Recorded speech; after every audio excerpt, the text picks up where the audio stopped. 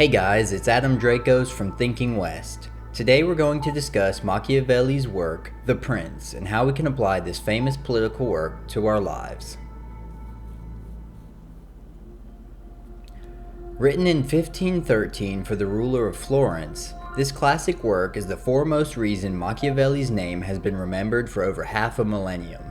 A short yet practical work, The Prince enumerates the principles that a successful ruler should follow. As there is some symmetry between good principles of political leadership and wisdom in ordinary life, there is something for everyone to learn from Machiavelli. So let's take a look. Principle number 1. Be independent. For Machiavelli, independence meant using one's own army as opposed to mercenaries or allies.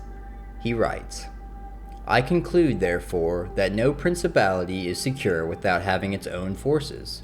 On the contrary, it is entirely dependent on good fortune, not having the valor which in adversity would defend it. As Machiavelli pointed out, using mercenaries or allied soldiers meant letting armed men with no true obedience to the prince direct the fate of a conflict.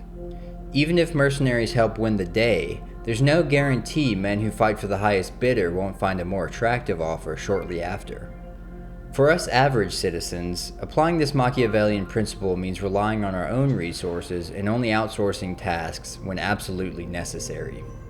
This means taking control of your finances, your data in our digital world, and your responsibilities to your family, such as their education, internet usage, and screen time. The less reliant you are on outside systems, the more resilient you will be during uncertain times. Principle number 2. Prepare for war in times of peace. Machiavelli praised Philopoemen, Prince of the Achaeans, for his constant ruminations on war tactics.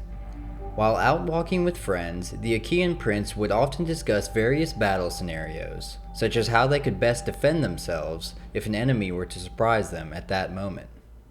This is the principle of preparation, and Machiavelli extends it beyond war to other stately affairs.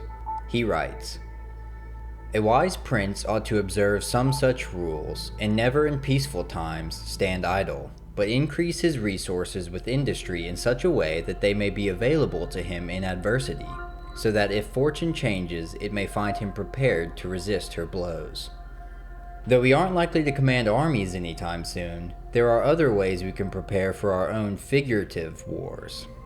For the defense of our homes, we can learn the basics of firearm safety or install security devices to guard against intruders.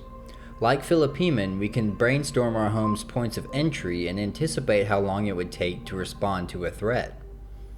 For natural disasters, we should consider how we'd react to power outages, limited access to grocery stores, and water shortages. A reasonable stockpile of non-perishable food and a generator for power would be wise investments. Applying Machiavelli's principle of preparation means being industrious during times of safety, so that when danger strikes, you can be ready. Principle number 3. Act princely. This final piece of advice from Machiavelli relates to how a prince should act, at least in the sight of others. Since he lived among the aristocracy and frequently met with foreign leaders, he likely had many examples to pull from. He writes, A prince ought to take care that he never lets anything slip from his lips that is not replete with 5 qualities, that he may appear to him who sees and hears him altogether merciful, faithful, humane, upright, and religious. There is nothing more necessary to appear to have than the last quality, inasmuch as men judge generally more by the eye than by the hand. Machiavelli knew that people can't see into the heart of a leader, but they can see how he behaves in public. While it is preferable for the interior life of a person to match their actions, there are reasons and situations when our self-restraint should rein in our natural habits. For example, a father does well to exhibit those 5 qualities to his children. He should appear merciful, faithful, humane, upright, and religious because he is their role model. Children will mimic their father in the examples given to them, so appearances do matter to the developing child. The ideal situation is that one doesn't merely exhibit good qualities, but also internalizes them. Nonetheless, outward faking of good behavior is often the first step toward internalizing what is good.